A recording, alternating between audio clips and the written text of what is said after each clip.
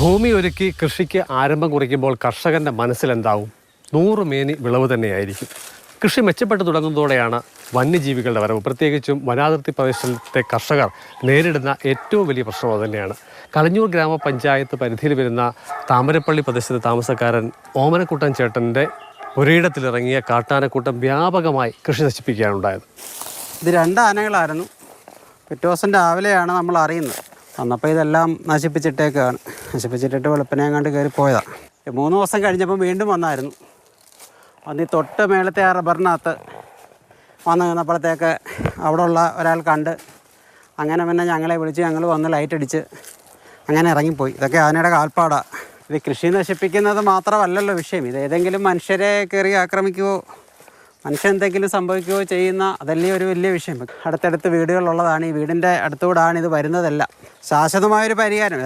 പരിഹാരം എന്ന് പറയുമ്പോൾ ഒന്നീ കടങ്ങോ ഫെൻസിങ്ങോ എന്തെങ്കിലും ഉള്ളൂ ഇതിനൊരു ശാശ്വതമായ പരിഹാരം. ഇത് എൻ്റെ മാത്രമല്ല. ഇവിടുന്ന് ഒരു കുറച്ച് ദൂരോട്ട് പോയി കഴിഞ്ഞാൽ നന്ദിയാട്ടം എന്ന് പറയുന്ന അവരുടെ കുറേ വസ്തുക്കളുണ്ട്. ആ ഭാഗമെല്ലാം ഈ കഴിഞ്ഞ ആഴ്ച ഇറങ്ങി അവിടെ കൈത കൃഷിയുണ്ട്. അതെല്ലാം നശിപ്പിച്ച് ഇട്ടേക്കുകയാണ്. താമരപ്പള്ളി തോട്ടത്തിനും ഹാരിസൺ മലയാളം പ്ലാന്റേഷനും മധ്യഭാഗത്തുള്ള കൃഷിയിടമാണ്.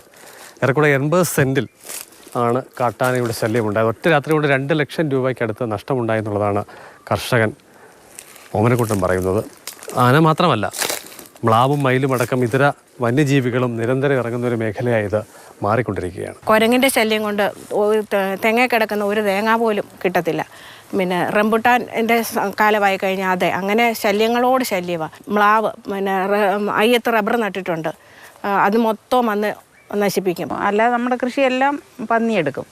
മയിലാണെങ്കിൽ വന്നാൽ ചീര, കൊല്ല, അങ്ങനെയുള്ള ഇലക്കറി അതെല്ലാം കൊത്തിപ്പറിച്ചാൽ തിന്നും.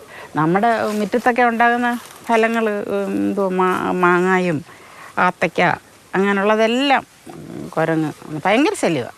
ഇവിടെ നിന്നും 2 കിലോമീറ്റർ അകലെയാണ് വനാതിർത്തി പ്രദേശം. മുൻപ് വന്യജീവികൾ നാട്ടിലേക്ക് ഇറങ്ങുന്നതിൻ്റെ ഭാഗമായി സ്ഥാപിച്ച സൗരോർജ്ജ വേലികൾ പരിപാലനം ഇല്ലാതെ നശിച്ചുപോയ അവസ്ഥയിലാണ്. അത് പുനർനിർമ്മിക്കാൻ കഴിഞ്ഞെങ്കിൽ മാത്രമേ ആനയടക്കമുള്ള ജീവികളുടെ നാട്ടിലേക്കുള്ള വരവിന് ഏറെക്കുറെ പരിഹാരമാവുകയുള്ളൂ എന്നുള്ളതാണ് പ്രദേശവാസികൾ ഉയർത്തുന്ന പ്രധാനപ്പെട്ട അഭിപ്രായം.